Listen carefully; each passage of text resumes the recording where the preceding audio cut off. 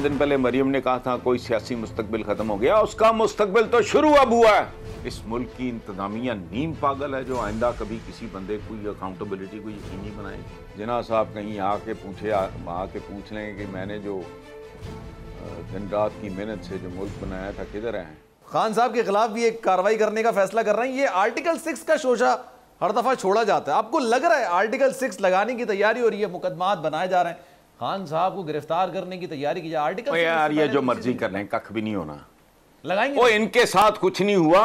हाँ ओ भाई लगता है ये जिन पे लग सकता था वहां नहीं लगा, लग भी जाएगा तो क्या बिगाड़ लेगा? कौन सा बरगद का पेड़ उखाड़ लेगा ये? सवाए इसके कि ये इमरान दिन रात इनको विरद का बेवकूफ लोग हैं। वो भाई इनको समझ नहीं आ रही।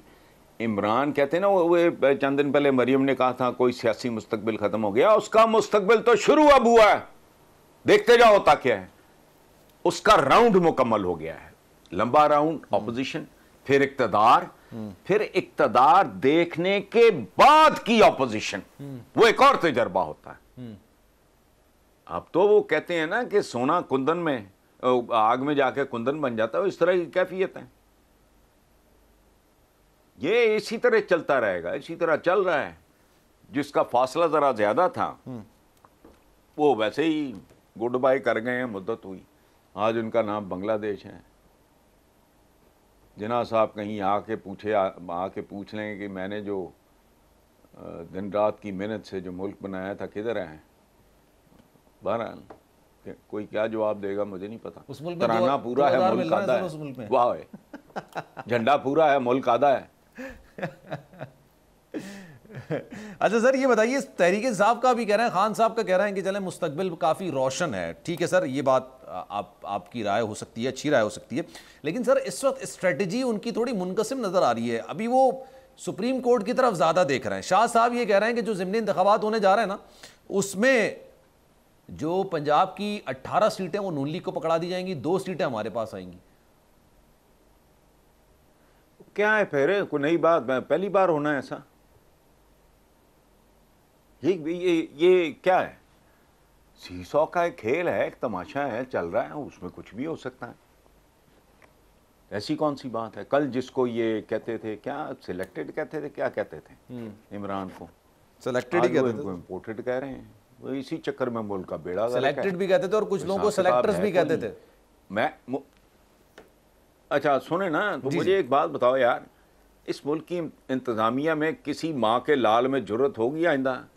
आज मैं पेशियाँ भुगत रहा हूँ, जमानतें ले रहा हूँ, जेलों में बैठा हूँ, फलाना, कल मैं इक़्तिदार में हूँ। मुझे बताएं इस मुल्क की इंतजामिया नीम पागल है जो आइंदा कभी किसी बंदे को अकाउंटेबिलिटी को यकीनी बनाएगी? जो रहा सहा कोई अव्वल तो इनका भरम था कोई नहीं, सारे सिलसिले का कोई भरम नहीं है। अगर कोई था वो तो ख़त्म हो चुका है। कल मुझे बताएं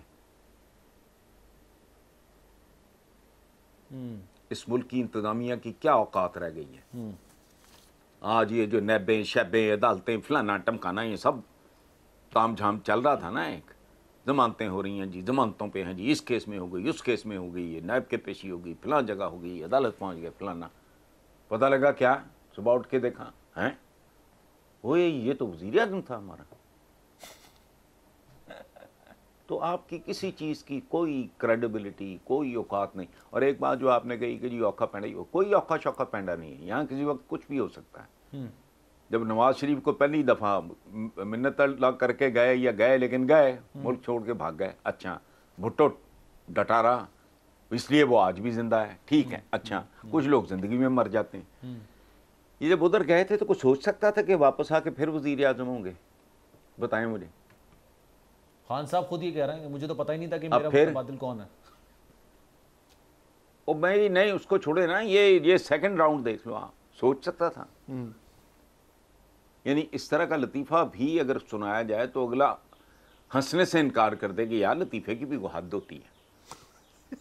आप पहले एक भाई प्राइम मिनिस्टर होता था, ये मुल्क का क्या है, और दूसरा सबसे बड़े सूबे का हुक्मरान, अब वो प्राइम मिनिस्टर हैं तो बरखुरदार सबसे बड़े सूबे का हुक्मरान है, सुभान अल्लाह यार।